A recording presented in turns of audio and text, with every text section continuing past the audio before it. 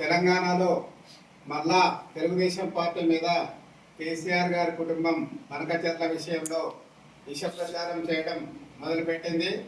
కేసీఆర్ గారికి వచ్చిన విద్య ఒకటే, ఆయనకు వచ్చిన విద్య తెలుగుదేశం పార్టీని, చంద్రబాబు నాయుడు గారిని తిట్టడం, సెంటిమెంట్ రగిలించడం, ప్రజలతోనే మళ్ళా ఓట్లు వేయించుకోవడం, అధికారం చేపట్టడం, తర్వాత వాళ్ళ కుటుంబం ఉన్న కాడికి దోసుకోవడం, తెలంగాణని అప్పుల పాలు చేయడం అనేది జరిగింది. ఇప్పటిదాకా తెలంగాణ ప్రజలు కూడా ఆలోచన చేస్తున్నారు.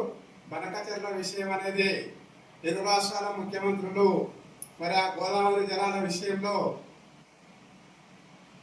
వృధాగా వేల టీఎంసీల వాటర్ పోయి సముద్రంలో కలుస్తున్న పరిస్థితుల్లో వారు కేంద్ర గవర్నమెంట్ దగ్గర మరి మాట్లాడుకోవడం అనేది జరుగుతుంది. ఆ మాట్లాడుకునే విషయం కాకముందే, ఎలాంటి నిర్ణయాలు తీసుకోకముందుకే మళ్ళీ ఏదో కొట్టుకపోతుందన్నట్టు కేసీఆర్ గారు, అలాగే కేటీఆర్ గారు, హరీష్ రావు గారు తెలుగుదేశం పార్టీ మీద విష ప్రచారం చేయడం కరెక్ట్ కాదు, మానుకోవాలి. పచ్చటి తెలంగాణని 2014లో మరి ఆదాయం ఎక్కువ ఉన్నది, ఖర్చు తక్కువ ఉన్నది.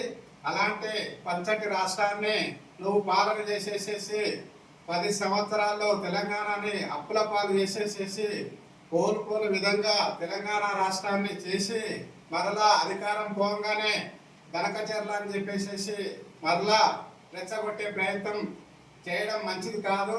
ఇది తెలంగాణ ప్రజలందరూ కూడా గమనిస్తున్నారు. టీఆర్ఎస్ పార్టీకి, కేసీఆర్ గారి కుటుంబానికి తెలంగాణ ప్రజలు ఖచ్చితంగా తగిన బుద్ధి చెప్తారని మేము హెచ్చరిస్తున్నాము. అలాగే పిల్లాయిపల్లి, ధర్మారెడ్డిపల్లి కాలువల విషయంలో కూడా మరి స్థానిక ఎమ్మెల్యే గారు శ్రీ వేముల వీరేశం గారు పూర్తిగా శ్రద్ధ పెట్టేసేసి కాలువలు చేస్తున్నందుకు ప్రత్యేకంగా మేము కృతజ్ఞతలు తెలుపుతున్నాము.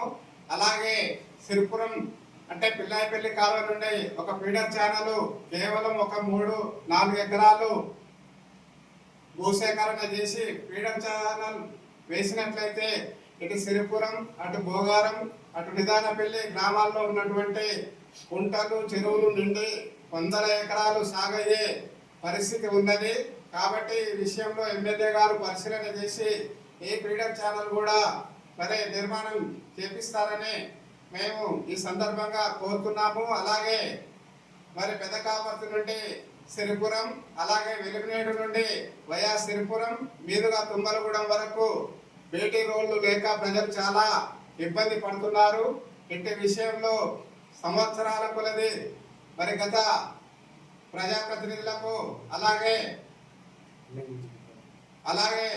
అధికారులకు ఎన్నిసార్లు విన్నవించుకున్నా కానీ ఇప్పటిదాకా చేసిన పాపానవో లేదు. కేవలం పెదకాపర్తి నుండి సిరిపురం వరకు 6 కిలోమీటర్లే, అలాగే వెలుగునేడు నుంచి సిరిపురం 7, సిరిపురం నుంచి తుమ్మలగూడెం 7, మొత్తం 14 కిలోమీటర్లు హైవేకు దగ్గరగా ఉన్నటువంటి గ్రామాలకు, అలాగే 60 కిలోమీటర్ల దూరం వల్లనే ఉంది.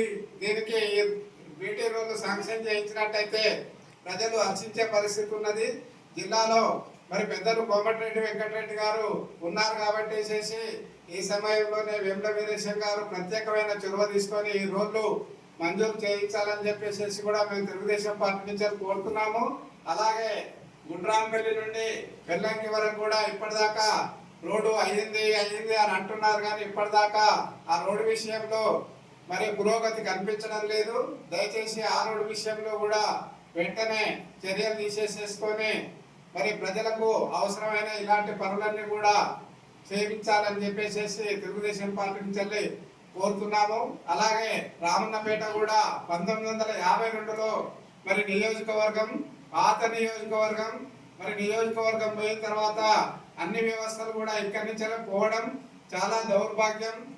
రామన్నపేట నియోజకవర్గాన్ని ఇప్పుడు వచ్చే పునర్విభజనలో భాగంగా రామన్నపేట నియోజకవర్గాన్ని మళ్ళా పునరుద్ధరించాలని చెప్పేసి తెలుగుదేశం పార్టీ నుంచి మేము కోరుతున్నాం.